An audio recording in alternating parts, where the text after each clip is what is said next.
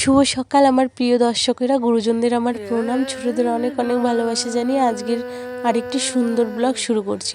আর আমরা কিন্তু আমার বাবার বাড়ির থেকে আমার শ্বশুর বাড়ি চলে এসেছি, তোমাদের দেখাতে পারিনি গো, একদম ভুলে গিয়েছিলাম। আমার কি যে হয়েছে, আর শরীরটা ভীষণ খারাপ হয়ে গিয়েছে, আমার গলা বুক ব্যথা, সর্দি, শরীর একদম ভালো নেই। তো যাই হোক, আজকে আমার গুরুদেব আর গুরুমা বাড়িতে আসবে। তো দেখো বন্ধুরা, আমার গুরুদেব চলে এসেছে আর এখন বাজে সকাল এই 9:30 কি 10টার মতো হবে। তো গুরুদেব এসে পড়েছে। গুরুদেব আসার পরে যেগুলো নিয়ম আর কি করতে হয় সেগুলোই করছি। গুরুদেব তো ভগবান হয়, ভগবানের মতোই তিনি ভগবানই গুরুদেবের রূপে আসেন। তো যাই হোক, এইটাই আমাদের গুরুদেব। আমি তন্ময়ের বাবা এই গুরুদেবের কাছ থেকে দীক্ষা নিয়েছি।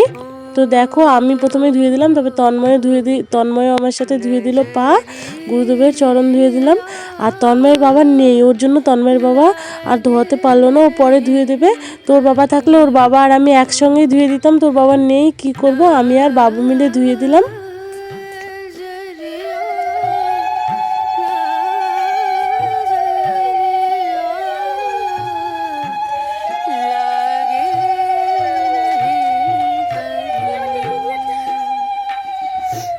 তো তারপরে দেখো, চরণ ধোয়ার পরে গুরুদেবকে সুন্দর করে প্রদীপ দিয়ে আরতি করে নিচ্ছি। ধূপ নিয়ে এসেছি, ফুল দিলাম চরণে, আর একটু মিষ্টি মুখ করাবো।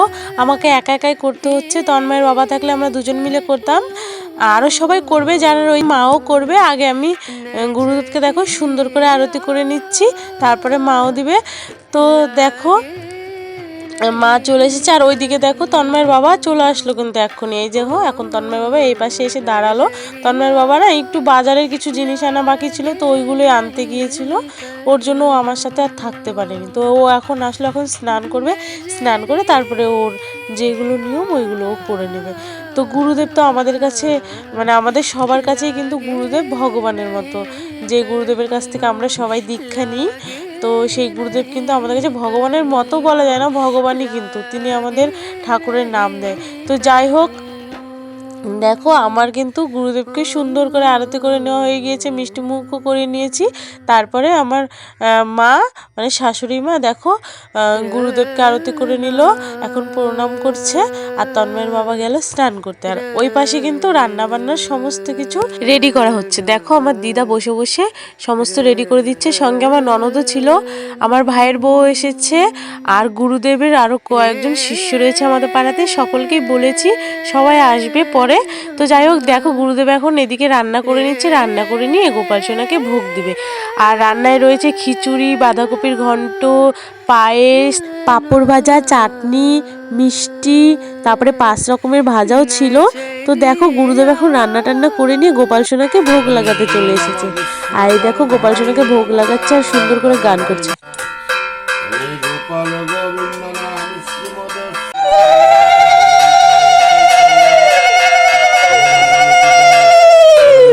प्रभु की जय अद्वैत प्रभु की जय गदाधर पंडित की जय नवद्वीप धाम की जय नवद्वीप वासी की वृंदावन वासी।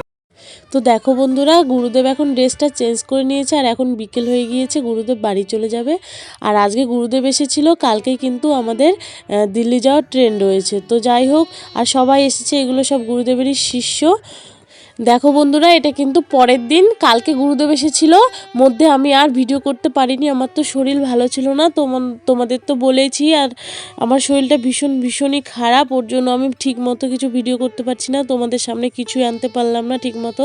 কালকে অনেক কিছুই তোমাদের সামনে আনতে পারলাম না গো। কালকের গুরুদেব কী রান্না করেছিল ওইগুলো দেখাতে পারলাম না, তোমাদের তো বলেইছি, কিন্তু দেখাতে পারলাম না, আরও অনেক কিছু তোমাদের দেখাতে পারলাম না।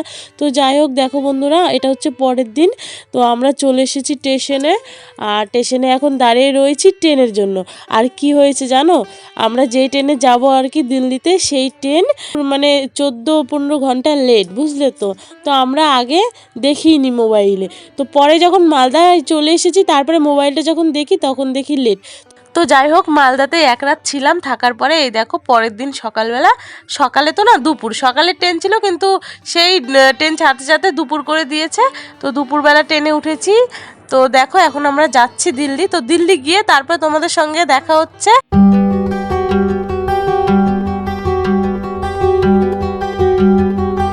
তো দেখো বন্ধুরা, আমরা চলে এসেছি দিল্লিতে, আর তোমাদের তো কিছুই দেখাতে পারলাম না, আমার মুখ চোখ দেখে তো বুঝতে পারছো আমার শরীর ভীষণই খারাপ। তো যাই হোক, যতটুকু পেরেছি দেখিয়েছি, একদমই কম করে। তো যাই হোক, আজকের ভিডিওটি যদি ভালো লাগে অবশ্যই লাইক করে দিও, আর আমার পাশে থেকো তোমরা সবাই।